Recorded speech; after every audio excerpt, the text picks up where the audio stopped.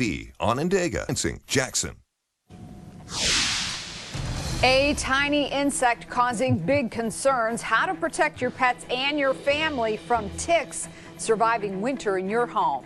Good evening. Thanks for joining us. I'm Ann Emmerich. And I'm David Andrews. Also tonight, how to avoid getting scammed if you're determined to see the Spartans in Game 1 of the Big Dance in Detroit. I'm meteorologist Andy Provenzano. I'm sure there's a pretty nice spring jacket waiting in the closet. You need to let it wait a little longer. Your forecast coming up. From your breaking news and weather authority, you're watching News 10 at 11. Well, as winter reminds us, it's still here. Veterinarians in mid-Michigan say ticks are already posing big problems for pets. That's right. News 10's Chris Walker spoke with a vet to find out how to protect yourself and your four-legged family members from this pest. Years ago, in our clinic, if we saw, say, 3 or 4 dogs a summer with ticks, it was a lot. Now we may see 3 or 4 a week with ticks. Dr. William Schultz from Schultz Veterinary Clinic in Okemos says tick season starts sooner than you think. As soon as the snow melts, as soon as that ground gets above 40 degrees, ticks can be active. And they don't need a warm body to stay alive. Ticks can live in your house for months. An adult female tick can lay thousands of eggs over a week or 2 week period of time. Those eggs can live in the house. As long as there's moisture, they'll stay alive. And when those eggs hatch, they can feed off of you or your pet. And ticks survive mostly on blood. They can eat human blood, dog blood, cat blood. Dogs, cats get them, but wild animals carry them too. So when it's time to take your dog out for a walk, experts say the best thing you could do is to walk them on a sidewalk or in low-cut grass. Hey, Rex. Hi, Rex. If you walk your dog on a sidewalk, you have very little chance of getting ticks. If you walk through brushy areas, weed areas, walk in woodlots, you have a higher incidence. Dog parks where there are multiple dogs, you have a higher chance for fleas and ticks and other parasites there too. So what do you do if you see a tick on your pet? If you find a tick on the dog, the best part is where the tick is embedded in the dog this way, that you pinch here with tweezers or a forceps and you pull the tick out. You get a new little mole that you didn't see in the morning and it's got legs. It's a tick! In Lansing, Chris Walker, News 10. Experts say to prevent ticks from attacking your pet, you should get them a tick collar and keep it on all year round.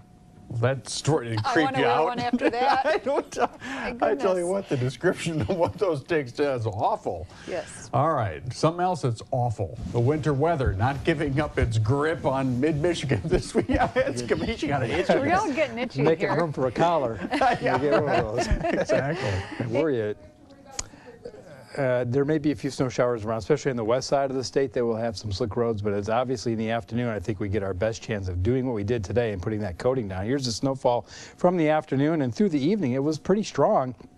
It continued to go from north to south, and with all of that, we ended up putting down that little coating from the lunchtime hours into the afternoon. Now it's fading away because the sun went down. We lost the instability. Towards morning, there'll be more, especially near the lakeshore.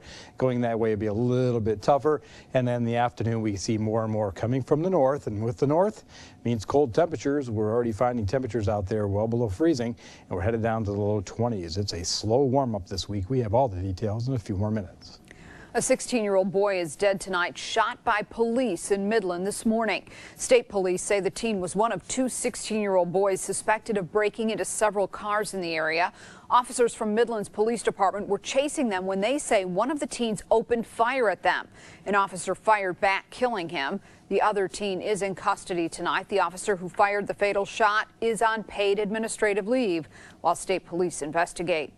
State police are also investigating an officer-involved shooting in Jackson County Sunday. Now, this all unfolded after police say 47-year-old Kenneth Scott Townley robbed a Dollar General store on East Michigan Avenue in Blackman Township. Police say Townley was armed during that robbery.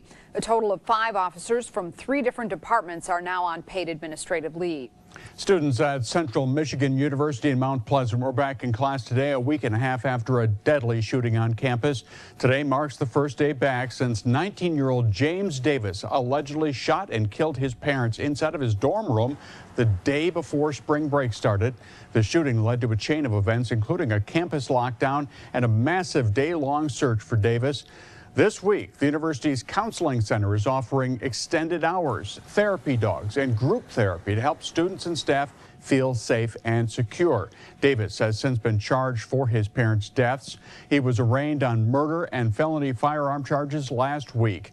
He was hospitalized after the shooting, but is now in the Isabella County Jail. He's due back in court April 5th. The city of Lansing plans to file a waiver with the state in response to a Treasury Department report released today. It found the city is among 110 local governments that don't have enough money to pay for pensions and retiree health care. Lansing Mayor Andy Shore says the waiver will show the city has taken a variety of steps to close the liability and it's ready to move forward. The city's financial health team will meet tomorrow morning to talk about that report. We will be there and let you know what happens. Environmental activists took on City Hall today over a plan to build a $500 million natural gas plant in Delta Township.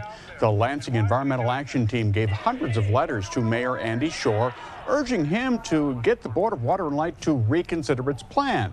The BWL proposed the natural gas plant as a replacement for its 2 coal-burning power plants, which are scheduled to go offline in 2020 and 2025. The new natural gas plant is scheduled to open in 2021.